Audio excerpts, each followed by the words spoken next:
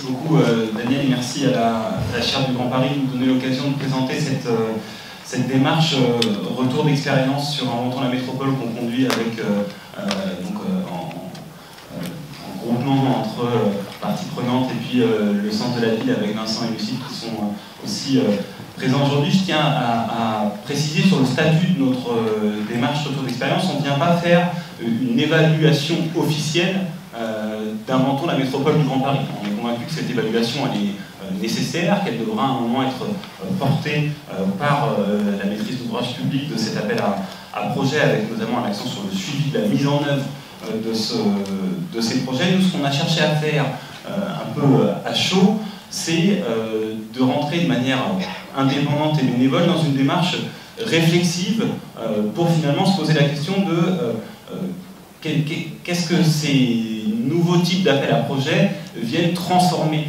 dans la fabrique urbaine, et puis comment ils ont été vécus du point de vue des professionnels qui ont été impliqués. Donc c'est dans cette logique-là qu'on a lancé un questionnaire en ligne à l'ensemble, à destination de l'ensemble des professionnels impliqués dans les groupements. On a déjà plus de 150 réponses et on en aura encore peut-être d'autres, puisque vous avez encore 24 heures, je le dis notamment à ceux qui sont autour de la table, pour répondre à ce questionnaire qui nous permet de rentrer un peu dans la boîte noire du fonctionnement de ces groupements autour de trois dimensions. Premièrement, la question du partage des rôles entre les différents acteurs de ces groupements, et c'est là-dessus que je vais m'attarder aujourd'hui. La question de l'élaboration de la programmation, comment ça a été produit, et puis la question de la sélection des innovations et de l'anticipation de leur mise en œuvre. Donc on est vraiment moins sur une évaluation que sur une sorte de caisse de résonance de questionnement qui émerge du point de vue des professionnels, parce que je pense que mes voisins et voisines confirmeront, c'est quand même un processus inédit qui pose beaucoup de questions, quel que soit le champ professionnel concerné.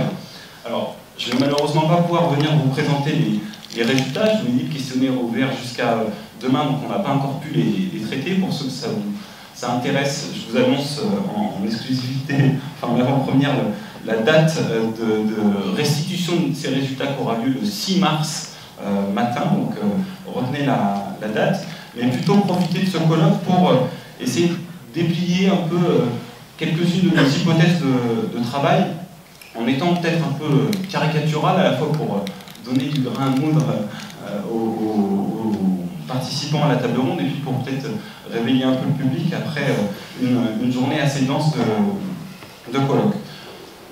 Au fond, l'hypothèse qu'on fait avec Inventons la métropole, mais plus globalement avec les réinventés, c'est est-ce qu'on ne va pas vers un troisième âge des projets urbains.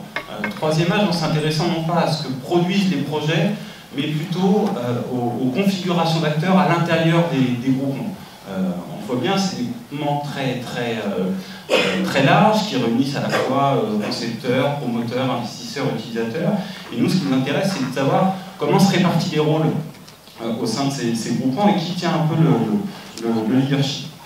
Et au fond, on pourrait dire du coup on passe à un troisième âge. Le premier âge, c'était celui où les architectes tenaient la vedette. C'est l'époque de l'effet Bilbao, on met beaucoup l'accent sur l'architecture iconique pour booster l'attractivité territoriale des sites de projets urbains, et on met du coup beaucoup l'accent sur la conception architecturale et la mise en valeur des qualités du site.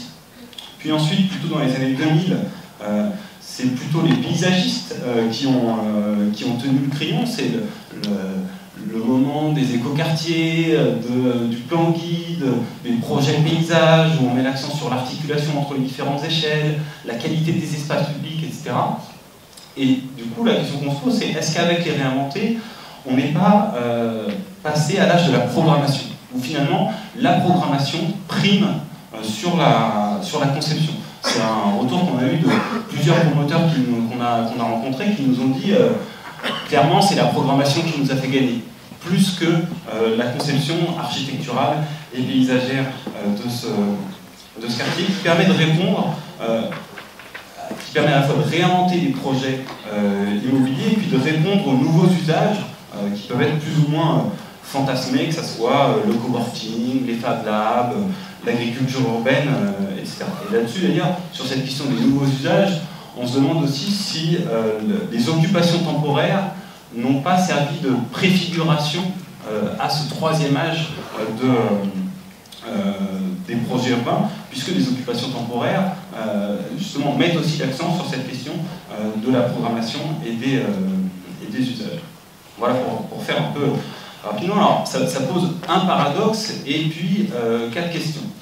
Le paradoxe, c'est que finalement, cet âge de la programmation bénéficie pas forcément aux programmistes. C'est ça qui nous interpelle aussi quand on analyse un peu le groupement d'Inventons la Métropole. On n'a pas l'impression que les agences de programmation traditionnelles de type Ville Ouverte, Alphaville, Aptitude Urbaine, Catalyse, etc. sont devenus les rois du pétrole. Au contraire, ils sont parfois, je laisserai répondre, le sentiment c'est qu'ils sont peut-être parfois marginalisés, ou en tout cas, on ne conçoit pas la programmation de la même façon. Quand un aménageur, par rapport à un aménageur qui va plutôt demander à une agence de programmation de faire une analyse des besoins du territoire, d'essayer à la fois de les quantifier et de les qualifier pour voir quelle typologie de logement il faut produire, quel équipement public il faut programmer, là on est plutôt sur le repérage de nouveaux concepts. Et donc la programmation passe justement par ces nouveaux concepts, et ce qui compte dans le travail de groupement, c'est moins d'analyser les besoins que d'intégrer au groupement des porteurs de projets innovants. C'est d'ailleurs pour ça que les groupements sont aussi très, très larges, parce que plus on a d'opérateurs innovants, plus ça crédibilise le projet, et du coup on met l'accent moins sur donc, les besoins, mais sur la question à la fois de l'efficacité marketing du concept. Est-ce que c'est parlant, et notamment est-ce que ça parle aux élus qui sont les principaux acteurs du jury de ces candidatures, et puis en étant quand même aussi attentif à la question du modèle économique, qui là encore été assez peu présente dans les 2 premiers âges des projets urbains, sur la conception architecturale et sur la conception paysagère. Nombreux sont les projets urbains qui témoignent de cette faible prise en compte de la question des modèles économiques. Et du coup, une des questions qu'on se pose à travers ce retour d'expérience, c'est finalement qui sont ces nouveaux programmateurs. Est-ce que c'est les promoteurs qui jouent ce rôle-là à travers le développement de leur fonction de sourcing, qui viennent repérer les innovations, les opérateurs les plus tendances, avec une sorte de concurrence pour aller chercher ceux qui sont les plus reconnus? Est-ce que c'est les paysagistes ou les architectes qui se repositionnent comme intermédiaires entre le monde de la promotion et le monde de ces nouveaux acteurs, parfois issus de l'économie sociale et solidaire, qui n'ont pas forcément toujours l'occasion d'être en contact, ou est-ce qu'il y a encore d'autres acteurs qui se positionnent là-dessus? Puis je terminerai peut-être par 3 ou 4 questions là encore pour alimenter les échanges.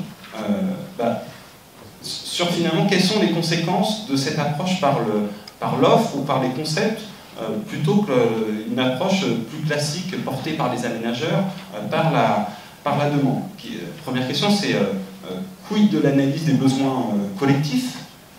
Qui fait ce travail d'identifier quels sont les besoins auxquels les projets doivent répondre? Est-ce que c'est le rôle de la planification, comme commençait à l'évoquer Sébastien Chambre tout à l'heure? Est-ce que c'est le rôle de la métropole du Grand Paris, comme maîtrise d'ouvrage globale de cet appel à projet? Ou est-ce que c'est une fonction qui est laissée aux communes, à leurs élus et à leurs services? Deuxième question, c'est finalement quel processus de sélection des utilisateurs. Comment il s'est déroulé cette sélection, et quel biais elle peut introduire, et là encore comment l'acteur public se pose en garant d'une sélection pertinente des utilisateurs pour restez bien conscient que le grand réservoir et Aurore, c'est pas tout à fait quand même le même type d'acteur, et ça vient pas tout à fait répondre aux mêmes besoins ou aux mêmes usagers. Et puis, troisième question, et j'en arrêterai là, désolé d'avoir été un peu long, c'est finalement quelle interdépendance il peut y avoir entre la programmation et la spatialisation ou la conception urbaine. Voilà, comment ça transforme le métier premier des concepteurs, qu'ils soient architectes ou paysagistes, comment ils intègrent la programmation. Et ça, c'est vraiment une des questions qu'on a posées dans notre questionnaire, d'essayer de repérer au sein de ces groupements qui travaillait avec qui. Est-ce que les utilisateurs travaillaient plutôt avec les promoteurs ou avec les concepteurs? Est-ce que les concepteurs travaillaient uniquement entre eux? Quel type de relation ils avaient avec les promoteurs, etc. Autant de questions sur lesquelles on espère avoir d'autres éléments de réponse le 6 mars pour la restitution de ce premier retour d'expérience sur Aventure en métropole de Montréal.